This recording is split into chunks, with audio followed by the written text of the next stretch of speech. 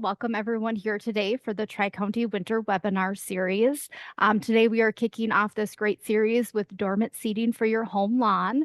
My name is Kayla Hugh and I am the support staff in the Meeker County Extension Office. Emily Lindenfelter, I apologize, who is our horticulture educator, was unable to be with us today. But we are very excited to have Jon Trappe here with us, who is part of our University of Minnesota Extension horticulture team. Welcome, Jon. Thank you very much for having me. If you, for those that don't know me or are, at all interested in lawn care, you might be interested in what I do. My name is Jon Trappe. I'm the turfgrass extension educator with the University of Minnesota.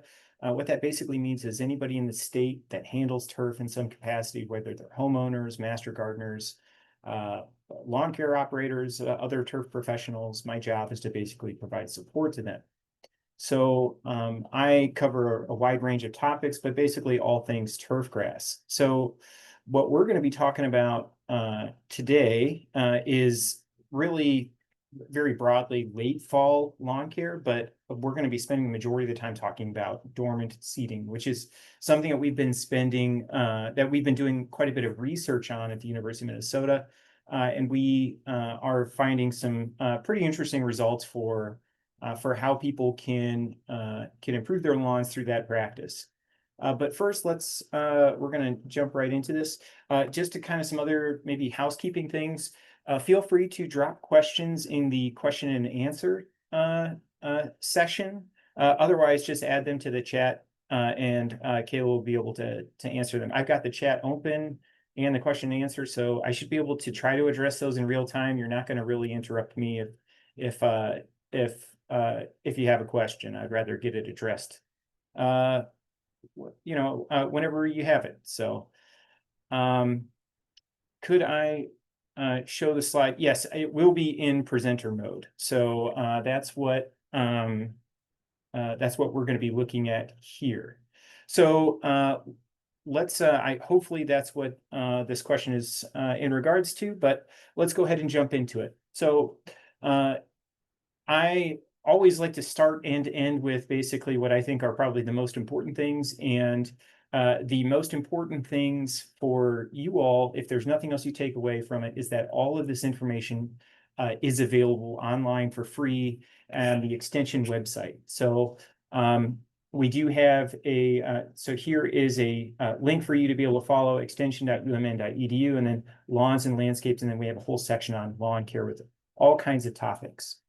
One of the most popular web pages for all of the University of Minnesota is actually something called the Lawn Care Calendar. And this is something that breaks down all of the lawn management practices, and then when might be an acceptable time and when might be a preferred time. Now, you'll notice that there's a lot more of these P's standing for preferred here in the fall. And that's because we have cool season turfgrass species. This is when we can do the most benefit for our lawns for next year. And it really just has to do with the life cycle of the turf grasses. It also has to do with reduced weed competition and things like that.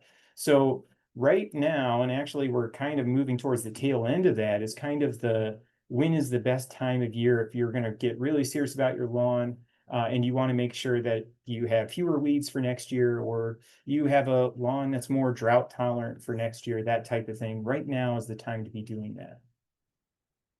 So keep in mind, though, that every year is different. We've got, some years, you may have really wet summers or really dry falls. It really just depends. But in general, this is, these types of things hold up.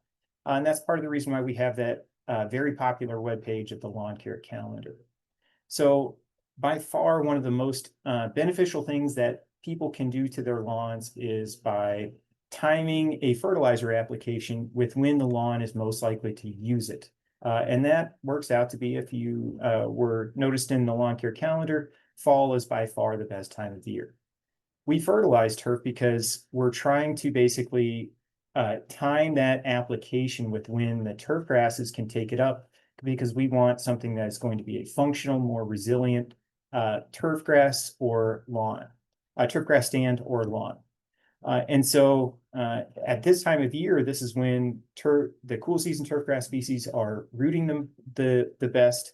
They're they have reduced moisture competition, so there's typically some moisture, but they're also just not needing a whole lot of water, so they're not really under drought stress typically.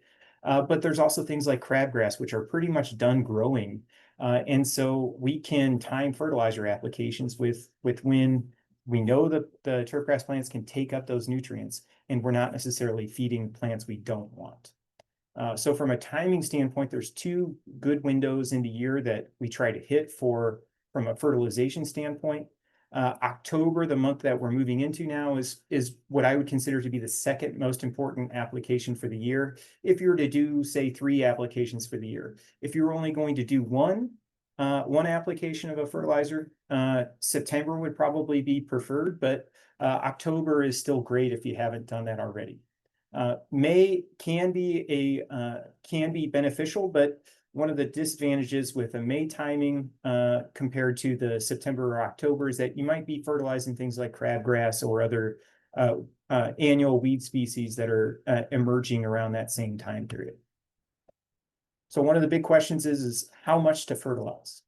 Well, we base our fertilizer programs off of nitrogen. This is true for really all plants. But nitrogen is the nutrient that we're most concerned about supplying for plants through fertilization. Unfortunately, you can't soil test for nitrogen, but you can test for soil organic matter. And soil organic matter is a function of how much soil nitrogen is there as well. And so if you have higher organic matter, typically that means you have a lower supplemental nitrogen would be required from fertilization because you just have more soil nitrogen available for the plants. Turfgrass species has a really dramatic impact on not even just soil type, but also the turfgrass species growing in your lawn is also going to have an impact on the amount of nitrogen or fertilizer that would be needed. So things like Kentucky bluegrass require quite a bit more nitrogen than, say, the fine fescues. So understanding which turfgrass species you have or want can play an impact on how much you should be fertilizing. And when we talk about nitrogen, we're really talking about the first number in a fertilizer label. Up here in the upper right, we've got this 3208 fertilizer source. That 32 that we're looking at there, that's circled, is 32% nitrogen. The 0 is plant available P2O5 or phosphate, and water soluble K2O is 8% in this case. So nitrogen, phosphorus, and potassium, the number we're most interested in is that first one. Here's an example of a lawn that's actually showing, other than just saying, okay, I haven't really told you, okay, this is how many times you should fertilize or how much you should fertilize. If you're really maybe a lot like me, maybe you want to just see how the lawn responds and then kind of work off of that. And one thing that you can do is just look for things like nitrogen deficiencies. In this case, this is a sidewalk, of course, and we've got this lawn here. We've got these dark green spots. And then this is kind of a yellowish green, almost chlorotic color around it. But what are these dark green spots here? And you can even actually see some slightly dead grass here in the middle of that dark green spot. This is a very characteristic symptom of a nitrogen deficient turf, because these dark green spots that you see here are actually urine spots from dogs.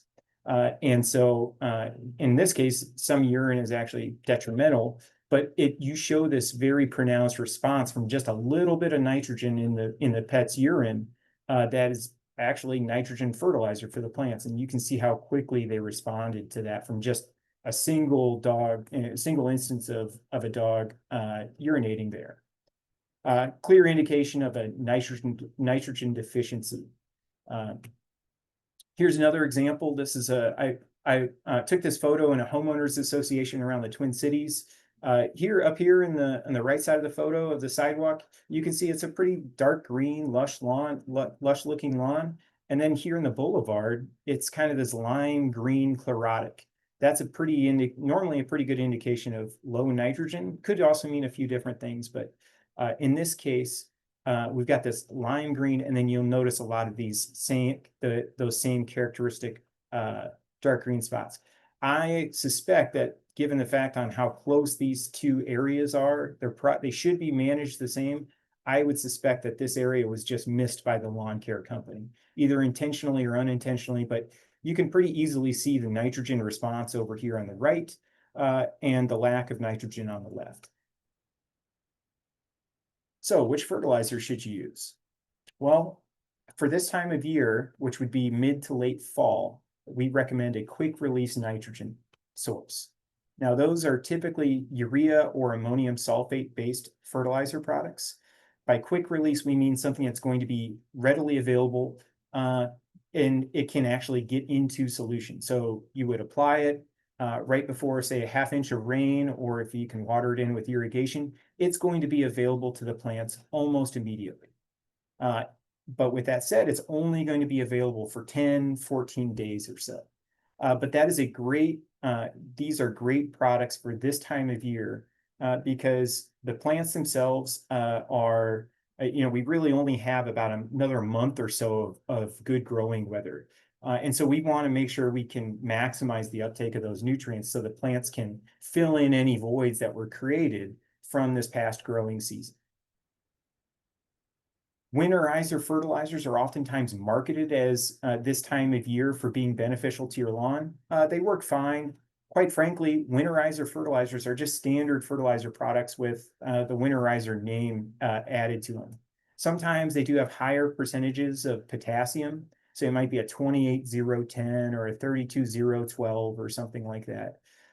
But most of the time, they're just standard fertilizer products that just have a little bit more potassium. Those would also work right now, but keep in mind it's probably going to have a little bit of slow release nitrogen that's not necessarily immediately plant available. So that's something to keep in mind, is that you may not be getting as much a nitrogen that's going to be available in the next couple of weeks, if you were to apply, here in the next couple of days type of thing. Now, if you do start to get into the middle of October or so, you want to make sure that you're not necessarily using those slow release nitrogen products, because we want to make sure that that the nitrogen that we apply can and will be taken up. And one of the challenges with using organic type products like Milorganite or Sustain, for example, that are either manure or biosolid based, those are slow release nitrogen sources. They're not going to necessarily be readily available. They're perfectly fine for being used. It's just understand you're probably not going to get a whole lot of nitrogen that releases to the plants in the relatively short growing season that we have left. Here's an example of a foodscape that we have outside the Meyer Center here at the University of Minnesota Landscape Arboretum. This lawn that you see is this patio. I like to show this because this is a really, it's for what I consider to be a lawn that's used very intensively. Literally tens of thousands of people are walking across or using this lawn throughout the year, and it gets fertilized twice in the year with a relatively low amounts of nitrogen. So it doesn't necessarily take a lot to have a very high functioning, highly performing turf, but timed appropriately with the right products, you can have a very healthy turf that's very resilient and functional. Jon, we do have a question in the Q&A. Yep. Okay, so my dad has his yard sprayed by a company 4 times a year, doesn't water after. Is he wasting his money getting it sprayed if he doesn't water? Is there something else we should be doing in between? Also, we have a few spots of lawn that I'm trying to grow, but the seeds will sprout and grow and then die off. I know we should water consistently until it sprouts, but when should I take a potato sack type stuff off? And how often do you water once sprouted? Maybe something else is preventing the grass from growing there. Potentially, there's a lot of different things going on here with this particular comment. So typically, if you're contracting a lawn care company and they're coming out and they're spraying 4 times a year, they're also fertilizing. And in most cases, I would actually you'd have to look at the information. By law, they're required to tell you what they've applied to the lawn. And they will also give you instructions if anything is necessary from your end to ensure you're getting the most out of their applications. which they want. Yeah, lawn care companies do not like having to come back out and reapply or to address complaints. Their goal is to basically get in and get out without and benefiting the lawn without necessarily having to come back out to redo things. So if I would just look at their instructions, it's really difficult to say, okay, if they're coming out 4 times a year, what are they doing those 4 times? Because that will change from lawn care company to lawn care company. But I would say in general, they're probably using some kinds of selective herbicides for treating weeds, but they're also applying fertilizers at appropriate times as well. And in most cases, they're probably focusing more on slow release sources because maybe your dad doesn't have an irrigation system to be able to water in that fertilizer.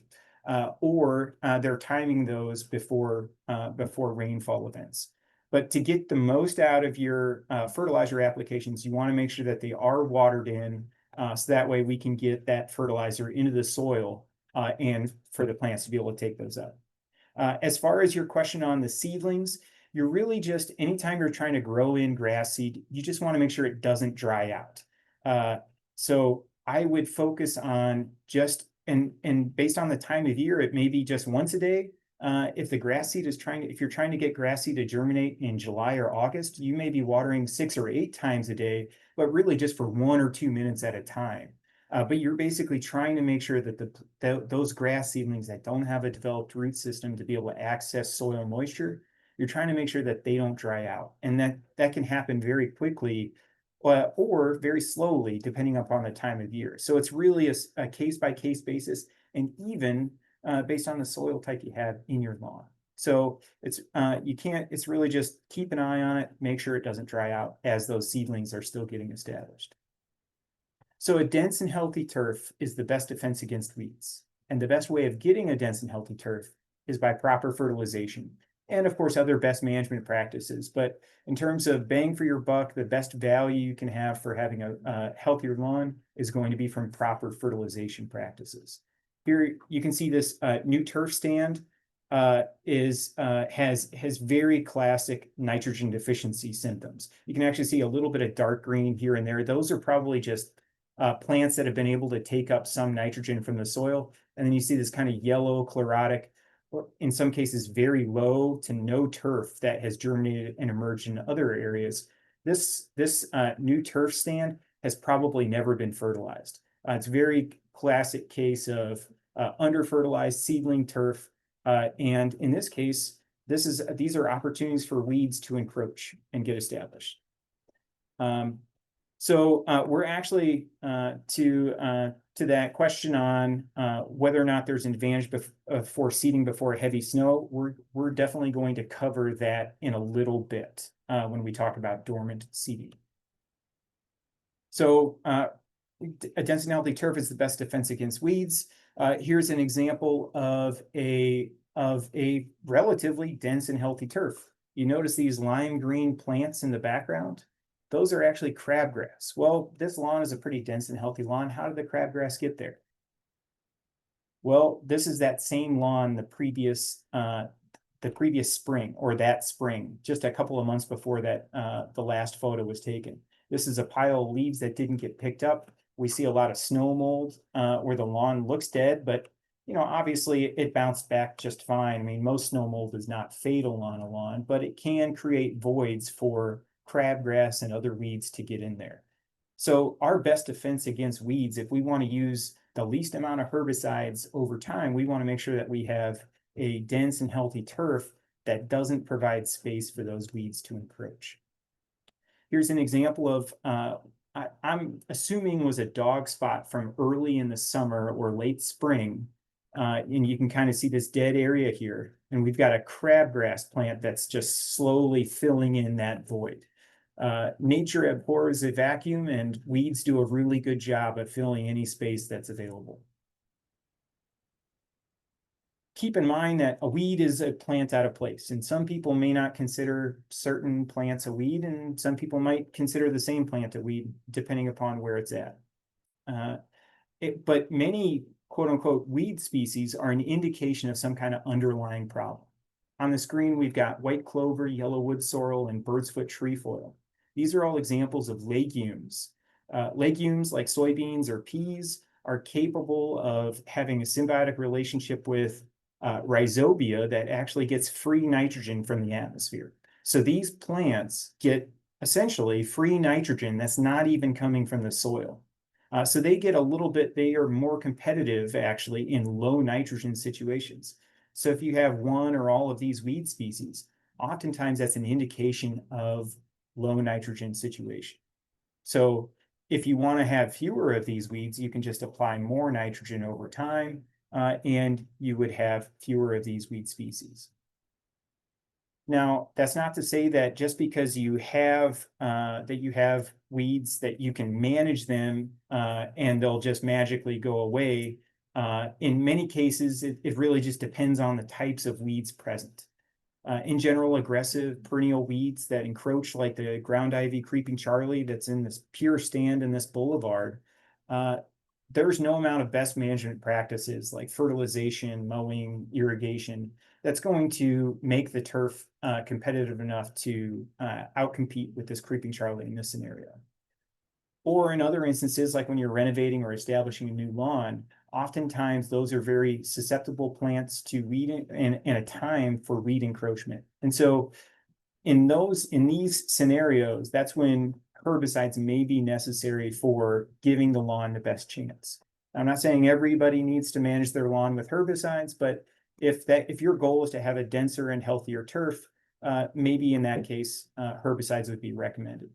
Now, back on this example of this lawn that had the crabgrass because the piles of leaves and snow mold where the crabgrass encroached, I honestly wouldn't even bother managing this crabgrass in this given year. I would just focus on proper fertilization in the fall, so that way we have fewer of these voids for next year. So in that case, cultural practices can really work on reducing weed competition, but it really just depends on the types of weeds present. Regardless, we want to focus on the best management practices because, like I said, a dense and healthy turf is the best defense against weeds. So the things we're going to focus on: proper fertility, maybe irrigation to prevent death or drought stress, but it really just depends on your site conditions and your soil. Of course, if you are going to use herbicides, make sure you read and follow the label instructions. It's really important to know which weed it is that you're trying to control. There's many different phone apps now that you can use to identify them. At the University of Minnesota, we have a couple of different extension web pages on how to identify weeds. But honestly, there's a lot of free technology out there that's getting pretty good at correctly identifying weeds. And that's the first step with understanding how to manage it, because maybe that particular weed that you're seeing in your lawn, maybe it's a summer annual, it's going to die off in a couple of weeks anyways. I was just a couple of weeks ago, I was getting questions from folks about crabgrass, and my recommendation to them was, well, don't even bother trying to manage the crabgrass in late August or even the whole month of September, because it's all starting to die right now. Focus on benefiting the lawn you do have and worry about next year's weeds or trying to prevent them. The other thing I'd like to say about herbicides is we generally don't recommend mixing herbicides with fertilizer products, such as weed and feed products. Generally, it's a poor strategy for trying to manage weeds because you may not have weeds equally scattered throughout your lawn. Maybe you just have them in certain problem areas. And with a weed and feed type product where it's combining fertilizer with herbicide, you're effectively having to spread herbicide across your lawn regardless of where those weeds are. And there's much better strategies for controlling even difficult to manage weeds. Now, if you do have some of those more difficult weeds like the ground ivy, creeping Charlie, the wild violets, or black medic, those can be selectively treated with products that will work on those weeds and not necessarily harm your grass. And the time to do that is in the fall, by far. So all those plants have been spending all summer flowering, spending all this energy, and they're also translocating and moving a lot of carbohydrates down into their storage structures, into their root systems. And if you time the selective herbicide post-emergent products at this time of year, you can get much better plant uptake and benefit the lawn much better in the long term and use fewer applications by timing the application when the plant is most susceptible. So these are a list of the active ingredients for those difficult to manage perennial broadleaf weed species. Now, active ingredient in this case is referring to the ibuprofen of Advil. It's not necessarily talking about the Advil itself. These are the actual chemicals that are working in those herbicide products. So 2,4-D, dicamba, triclopyr, metoprop, fluroxypyr.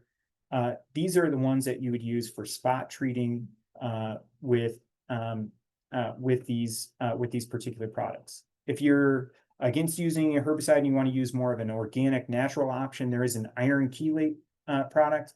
Typically, it takes many more applications in order to have some levels of control, but keep in mind that this type of organic option is not nearly as effective as the synthetic herbicides I previously mentioned.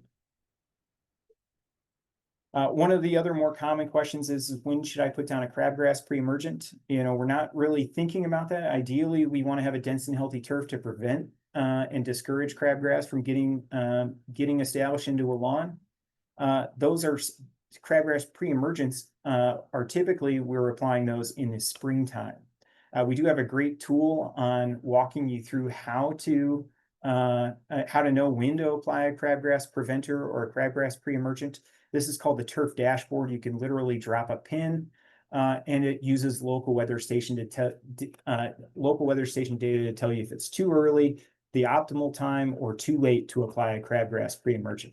So you can use this next spring if that's something you're interested in.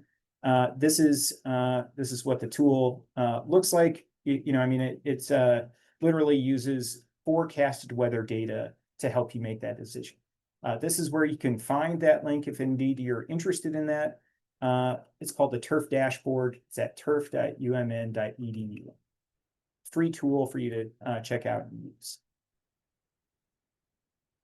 Okay, so one of the other more common questions, and we're slowly working our way into this dormant seeding, is this kind of overall management strategy. Well, what should I do with my lawn right now? And so one of the questions is, should I just start over, or maybe I can just improve it over time through better management practices?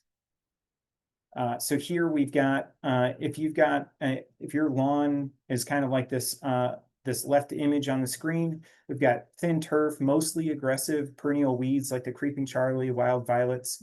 Maybe in that case, you may want to consider renovating. You don't really have to. You can slowly improve it over time if you want to, but the shortest distance, or the easiest fix might be just to start over, renovate.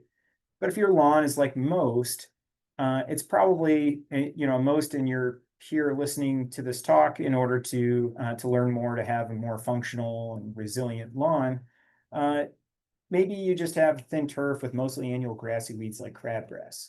In that case, you can probably work to improve this lawn just by overseeding and then timing some proper fertilization practices. Now, from a renovation standpoint, from a timing, if you do have an irrigation system, you can really do that in the mid-August to mid-September timeframe. If you don't have an irrigation system, something that we've been encouraging more and more people with or without an irrigation system is using dormant seeding. And dormant seeding, if you're familiar with frost seeding, it's really functionally the same thing. We're going to talk about this in quite a bit more detail here, but early September seeding is probably going to be your second best option without an irrigation system. But dormant seeding is kind of this foolproof way of getting a new area established or improving it over time.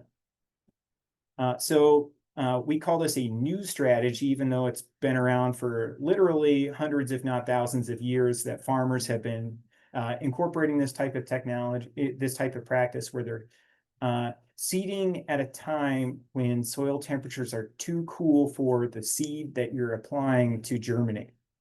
But the reason you're doing this, and you would be doing this from early November to early March, when soil temperatures are below 40 degrees Fahrenheit. And the reason you're doing this is you're trying to take advantage of that freeze-thaw cycle that soils naturally have as they're warming up and cooling down over winter. And that encourages seed to soil contact. That is so critical for getting any kind of seed to establish, but especially grass seed. In this case, this photo is showing seed that was spread in early winter. And here you can actually see the snow melting. The grass seed is just fine. Ideally, from a dormant seeding standpoint, it would be great to time a dormant seeding right before snow. But really, as I mentioned, dormant seeding can take place anytime from early November to early March.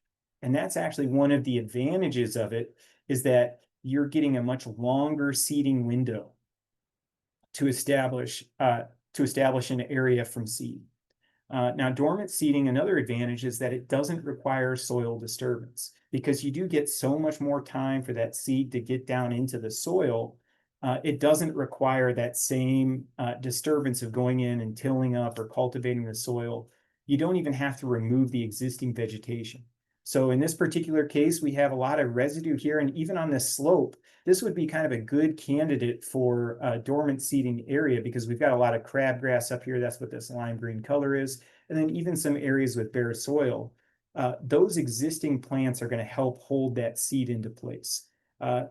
These are some of the advantages of dormant seedings, is there's very little work to do ahead of time or prior to the actual seeding event in order to get the benefits from spreading that seed. Some other advantages of dormant seeding is that it requires less irrigation for establishment compared to, say, an early fall seeding, where maybe you're going to have longer periods between rainfall events, or you have weather like we're seeing at the time of this recording, where we're in the high 80s.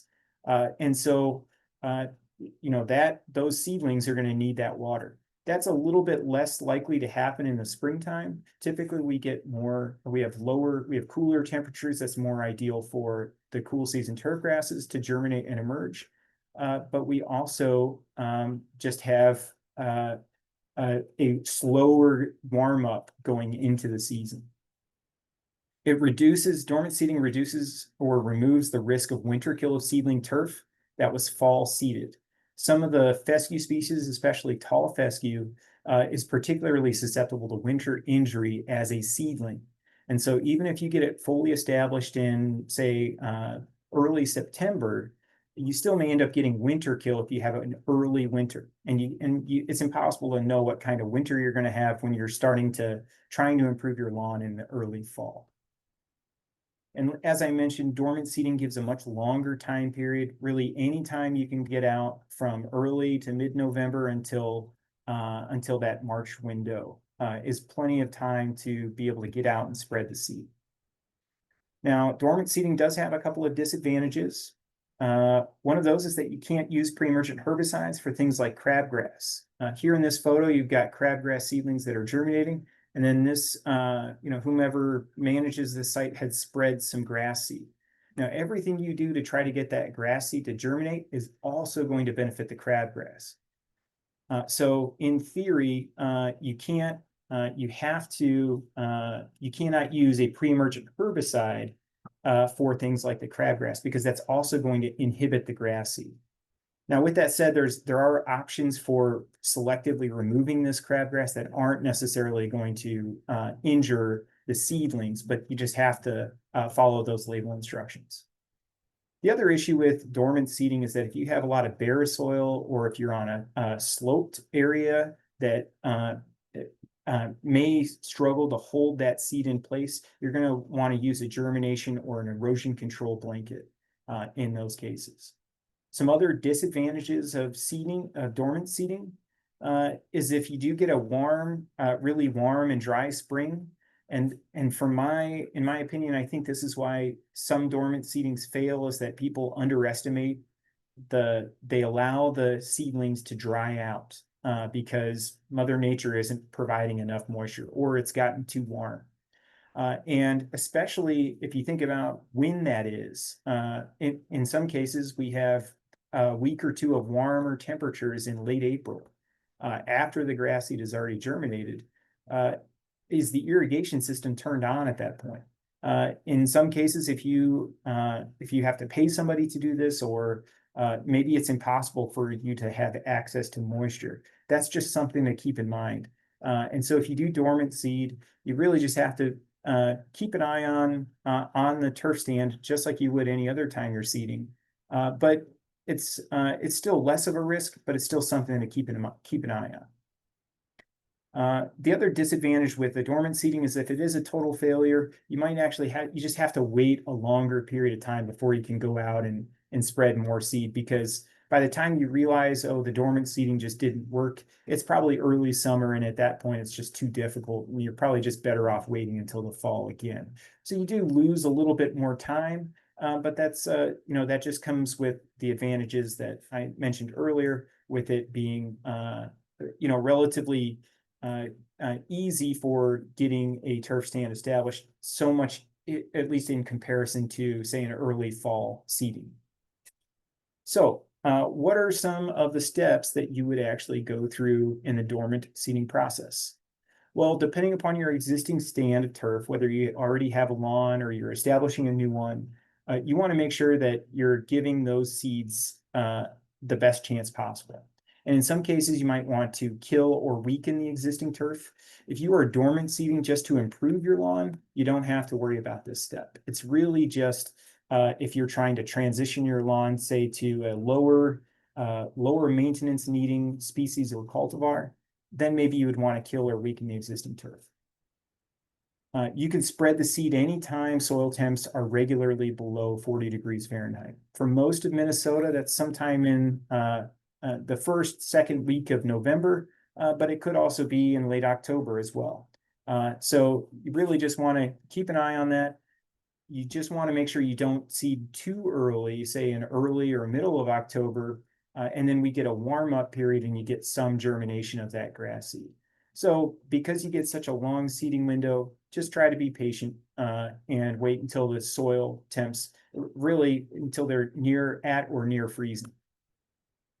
Just keep an eye on emergence in the springtime, because you might need to supply a little bit of water, maybe once a day or twice a day, to just keep the seedlings from drying out. But generally speaking, dormant seeding doesn't need as much water in the springtime, by taking advantage of those cooler temps and more frequent rainfall events. It is a good idea to spread some starter fertilizer in the first 2 to 3 weeks after emergence of the turf seedlings. That's going to give them the best chance that they have for getting established. And again, like I said, you're just going to want to keep an eye on them until the turf stand is mature. And I would describe maturity as after you've mowed it several times. And so it's really just keeping an eye on things and making sure that they don't dry out. And maybe just looking for some weed encroachment or excessive weed encroachment, things like that. So how do you kill or weaken the existing turf? I wouldn't necessarily change your mowing height or remove tree leaf litter. In some cases, those things are advantages for holding the seeds in place. One strategy that we've done for if you're looking to kind of renovate your lawn is using glyphosate or Roundup as a non-selective herbicide for killing off the existing lawn and then establishing a new one by seed. Say, for example, if you've got an older variety of Kentucky bluegrass and you're looking to cut down on the amount of mowing you do or the amount of water for having a greener lawn, and you're looking at transition to lower input fine fescues, this would be one strategy of using glyphosate or Roundup. If you're opposed to using herbicides, there's some blogs and things like that that say that you can use a vinegar solution for killing or transitioning the lawn. It doesn't work very well. We tried it several different times in research trials. From a timing standpoint of trying to kill or weaken the existing turf, anytime before soil temps freeze. Again, you don't necessarily need to kill or weaken your existing turf if you're really just trying to thicken up a very thin part of your lawn. This step is not for you. This is really just for if you're looking to reestablish or to renovate a part of your lawn. But from a timing standpoint, you can time this this herbicide application with any time before or even after seeding.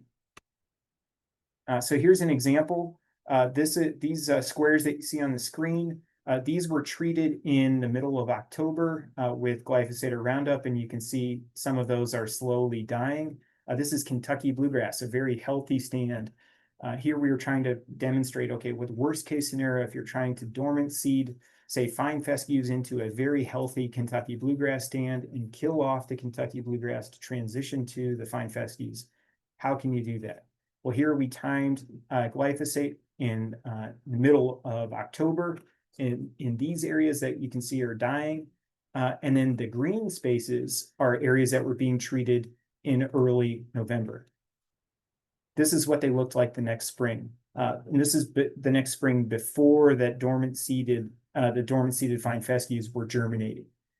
So here you can see that all of those, that middle of October or early November, they all work about the same for killing off that Kentucky bluegrass. And then here you can see it. So this photo was taken before that dormant seeded area was germinating and emerging. And here it is just a couple of months later, very strong establishment in this area, basically to the exact same level of quality, if not better, from that dormant seeding practice. If you want to do it without chemicals, we've been trialing this in a couple of different situations for areas that cannot use herbicides. How can you incorporate dormant seeding to improve the lawn? This is a very possible strategy, at least in very heavy crabgrass scenarios, but it does require sequential years of dormancy. So you would need a seed maybe this year and then next year as well, if you're not going to use some herbicides to help your lawn have a better advantage. Now, with that said, we have noticed that tall fescue and the fine fescues tend to work better than Kentucky bluegrass, but this is ongoing research and something we're going to look into. I would still focus on proper fertilizer applications timed at appropriate times just to make sure that you're benefiting those. So here's some examples of some dormant seeded turf. These were seeded in the... Yep. John, there is a question about the specific type of seed for dormant seeding. Yep. Yeah, we're going to address where to buy seed and the type of seed to look for in just a minute, if you bear with me. Perfect. So we've got, so here's just an example. These were seeded effectively the previous fall. They germinated, and you can see this lime green color here. This is crabgrass that's germinating and emerging. This dark green color next to it, these are treatments that were seeded in the previous fall. They germinated just before crabgrass does. And just that slight advantage allows them to germinate and get established before the crabgrass does. Now, this works pretty well with the tall fescue and fairly well with the fine fescues, but in this case, many of these treatments did not receive any fertilizer, any herbicide. Just simply spreading the seed allowed them to be more, have an advantage over the crabgrass in this particular case. So this is something we're pretty excited about because this opens up opportunities for organic lawn care or lawn care that doesn't necessarily rely on herbicides, using dormant seeding as a strategy from a maintenance standpoint. So here, this was in the spring. Here it is in the fall, where you can see this is basically a solid block of crabgrass, and you'll notice a couple of green squares. These are areas that were successfully established from dormant seeding with tall fescue in this case. Here are those same squares where you see all the crabgrass is dying off. The tall fescue is left remaining. Some of these did receive herbicides, but many of them did not. So this is something we're looking into. In some cases, say the fine fescues or the tall fescues, would benefit from another year of dormant seeding to really thicken these areas up for next year. Okay, so we have looked at a number of different, we've conducted these trials several different times. We know that they work fairly well as a strategy, getting established into crabgrass or into a very weakened turf stand. This can work with or without herbicides. Without herbicides, it's going to take sequential applications of that dormant seeding. So how do you go about spreading the seed? There's a couple of different strategies. If you've got a smaller area, you can just feed the chickens like I'm doing here in this very small area. You don't necessarily have to use equipment. You just want to make sure you're going in multiple directions. Otherwise, drop spreaders like this on the left side of the screen is the most effective for seeding a really big area, say a full lawn, for example. I would rent or borrow a drop spreader if you can get one, again, going multiple directions. Otherwise, if you have just a standard rotary fertilizer spreader, that can work. It's just, it's pretty tricky to get it even. So you're just going to want to make sure you go at a very low rate and go in multiple directions. One of the common questions is, what about birds or insects over as that seed is just sitting there all winter? If you don't have snow cover, for example, this is a risk, but it's not really one that we've observed. We've had really good luck with and without snow cover for longer periods of duration over the winter. And we haven't really seen this predation or seed molding or going bad. It really works pretty well. So for now, we're just telling people that's a concern. I just wouldn't worry about it. So other strategies to keep in mind, and we'll talk about grass seed here in just a second. You may want to look at controlling crabgrass if you know you're going to have a heavy crabgrass pressure. These are some of the active ingredients that work best for controlling them after that crabgrass has emerged. Because again, if you're dormant seeding, you don't want to be using a crabgrass preventer or pre-emergent. Now, these types of products are safe on turf seedlings, but you'll just want to read the label to make sure you're applying them correctly. You do want to use a germination or erosion control blanket if the area is sloped or if it's bare soil. Now, the rolled blankets, in this case, here's an example of a slope that wasn't covered, very thin turf. Here's grass seed that basically washed down onto the sidewalk. Pellets, things like that, those work okay, but they're not as good as like a rolled blanket. Something is going to be better than nothing, and the germination blanket, when you do have cases of bare soil, they absolutely work for retaining moisture and holding and protecting those seeds and helping them get established. The rolls are better. I would not necessarily use those pellets or any of those patch kits, but I would spread, you're still going to want to use the rolled blankets and then use some kind of sod staples. So let me back up because of the question on the 3 chemicals for crabgrass post-emergence. I'm going to have some handouts at the end, a link to some handouts at the end that's going to have all this information as well. But the 2 most commonly used products are quinclorac and mesotrione. These can be great options. Dithiopyr has actually a pre-emergent and a post-emergent activity. It's just there's some limitations on how you can apply that and when. But these typically would be late May, early June is the timing of that post-emergent products. Okay, let's talk. I'm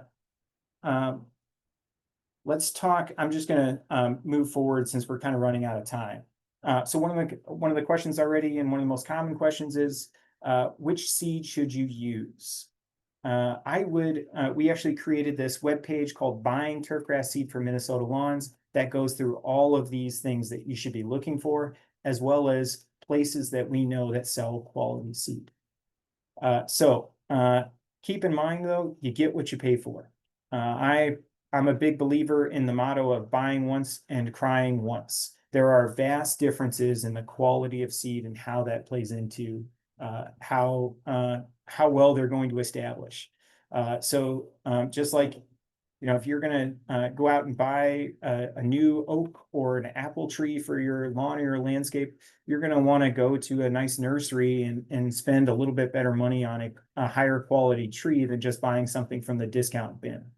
The same thing's true with your lawn. You're planting it because you want it to be there for hopefully forever. Another thing that we recommend is just don't use coated seed. Typically, they're just fillers for seeds. The benefits are kind of debatable on whether or not they're actually benefiting your lawn. Don't buy patch kits because you don't really have any control over the quality of seed that's in those patches. And we always recommend using a mixture of multiple species. if indeed, and you can look at the seed tag will give you information. But again, that link that Kayla has linked in the chat, as well as that extension webpage that we mentioned above or mentioned previously, goes into all of this in much greater detail. Okay, I think I'm running out of time here, so I'm going to open up for questions at this point. If people still if people have questions, otherwise I've got a couple more things I was going to talk about tree leaf litter. Let me pull forward up for this QR code. So this is a QR code for that's some turf handouts that I created. You can also just use this URL if you don't want to, if you don't have a smartphone. But this is a direct link to some to a place where I have handouts that you for all different kinds of lawn management practices, everything from best water saving strategies for a lawn to how to maintain, how to manage your lawn with and without an irrigation system, or best fertilization practices, those types of things. The other thing that I would also like to point out to you while I still have the floor is a couple of links here. Of course, we have the extension webpage, but we also have this lawn care newsletter. So this is just a monthly free newsletter that you can check out that has timely information that we send out. It's free. I think it's we basically are constantly adapting and making it try to make it very timely and relevant for everyone. Okay, so the question is, so one question is, did you say what seed to use? I focused more on what not to use for seed than I did say what seed to use. But this is the webpage I would check out: buying turfgrass seed for Minnesota lawns. It goes into all of the details of the types of things that you should be looking for grass seed and some of the things that you should be avoiding. But there's a lot of, we also have on the very bottom of this extension webpage, we have a link to another webpage that's basically a full list of where we know to buy quality grass seed in Minnesota. Any other questions about anything I covered? There are good attributes to having crabgrass as part of the lawn ecosystem. This is a good question. Let's back up and take a look at some crabgrass. So this is actually a full block of crabgrass. That's what this straw brown color is here. So this photo was taken in early April, or excuse me, late April. And here's this previous lawn, the same area in October. So you effectively have a couple of months where, because of the life cycle of crabgrass, which is a summer annual that germinates in the spring, grows, develops throughout the summer, and then dies in the early fall. You have a period of time where things are still actively growing. I mean, crabgrass is done growing right now. You effectively have a month and a half in the spring and in the fall where there's just nothing growing there. One of the challenges with crabgrass is that you may have the vegetation there, but it's not actively growing. And so you are potentially losing nutrients through the soil profile. You're having something that's not retaining or serving as a function of turf, which is in some cases trying to slow down surface water movement to allow for water infiltration.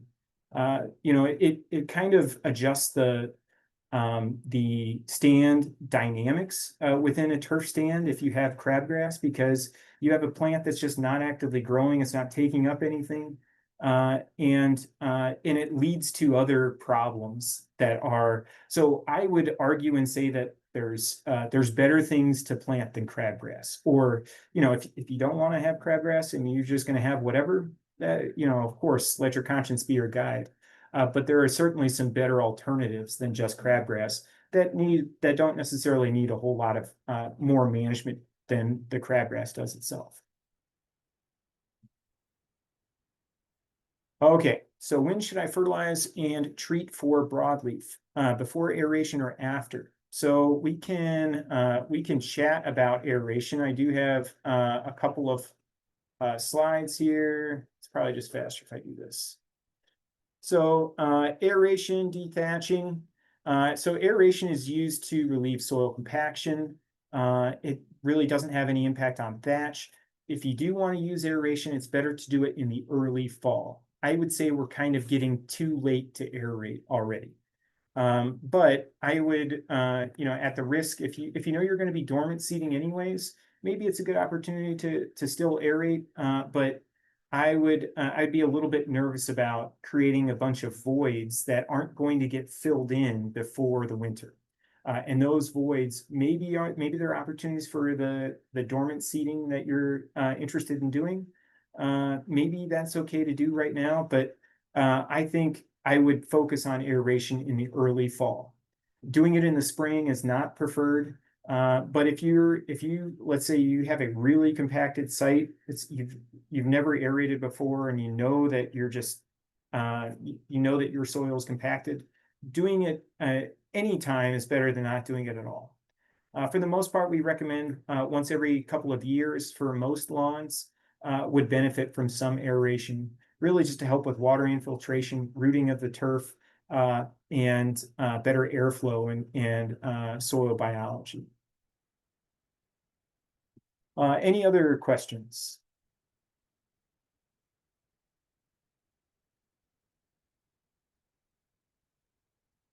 Okay, well, if you are thinking of questions, let's chat on what should you do about tree leaves this fall. So we recommend mulching leaves whenever possible while you mow. If indeed after you're mowing, if you see more tree leaves that are mulched than you see grass, at that point I would look at starting to collect them or bag them and then having them composted offsite. But for the most part, we want to try to mulch those tree leaves as much as possible whenever we're mowing, because we want to return as much of those nutrients to that system as possible. Having them, be trucked around the city or the county to be composted somewhere else or to be burnt is not an efficient use of those nutrients that came from that soil.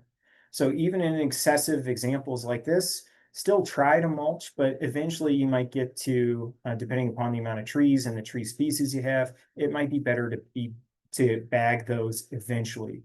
But that kind of 50%, if you see, you still want to be able to see it mostly grass in your lawn as you're mulching those tree leaves in the fall. If you do have excessive tree leaf litter, we looked at this as an example, can lead to things like snow mold or crabgrass encroachment. Other questions?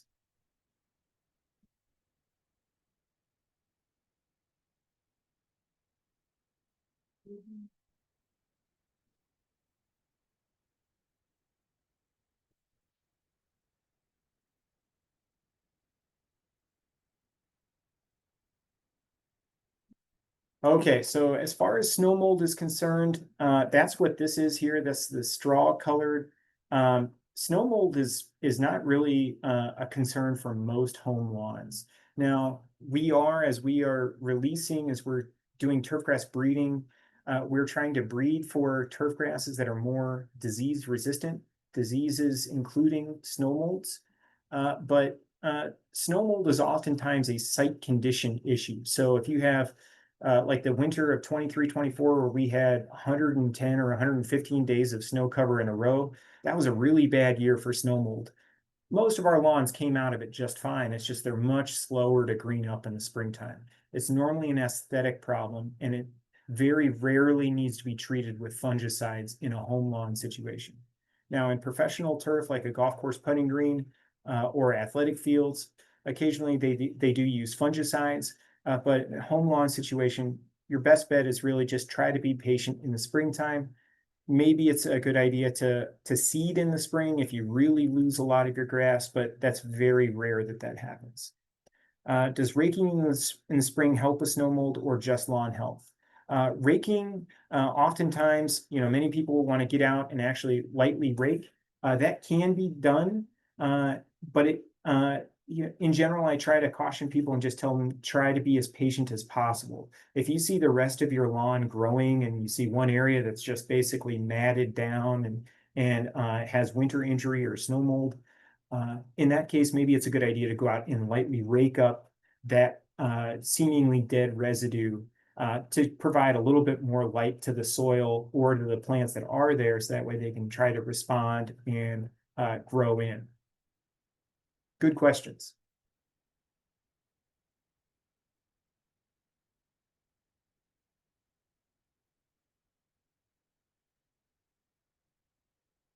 It's my pleasure. Thank you very much for attending. I'm happy to stick around. I'm not sure exactly the timeline or how we're doing for time, but We are at 2 o'clock, and I know John has a quick little 3-question survey. Do you want me to launch that quick? please, if you don't mind. Yep. So if you guys want to just take a moment to quickly answer these questions, that would be great.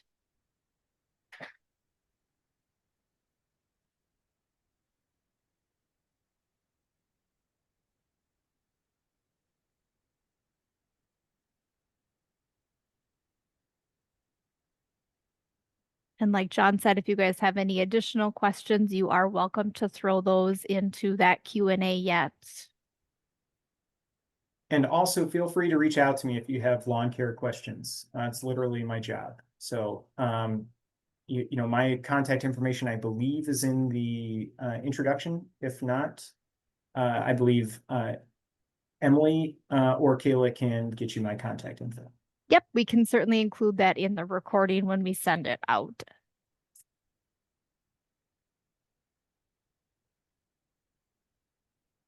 We appreciate And there is the survey answers.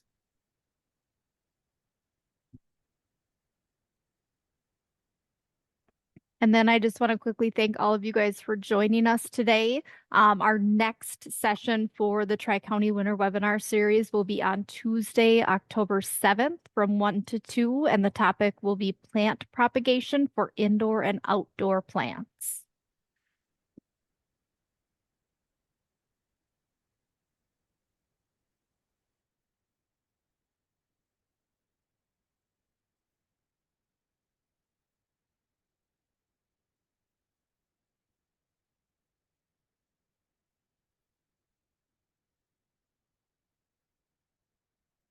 So there was a question here on soil nitrogen and soil testing. So technically, it is possible to measure individual nitrogen components like nitrate or ammonium in soil tests, but because of the carbon and nitrogen cycle in soils, they're constantly changing. And so if you do test for those nutrients for nitrate or ammonium, which are both plant available forms of nitrogen that are so important. The reason why we say you can't test for it is because it's not very reliable. Because you're really just getting a snapshot in a very short period of time that nitrate or ammonium or whatever it is that you're measuring before it converts to another form of nitrogen. And in some cases, it happens within hours. So it's not a very reliable test for understanding how much nitrogen is plant available for your lawn or your plant or for your landscape. So organic matter is a much better indication because there's organic nitrogen, and that's kind of a pool of nitrogen that is not necessarily plant available, but can be over time. And so if you have higher organic matter, typically that means you have higher organic nitrogen, which does turn into that ammonium or nitrate that can be taken up by plants, but you have a bigger pool that can happen with. So that's why we base our fertilizer recommendations off of soil organic matter levels, not necessarily soil nitrogen.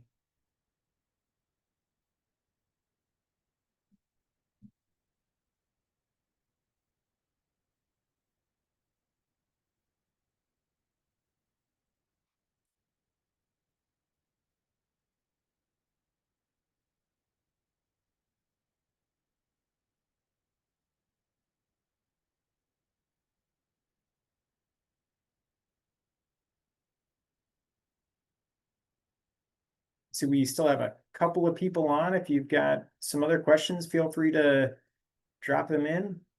Otherwise, thank you all very much.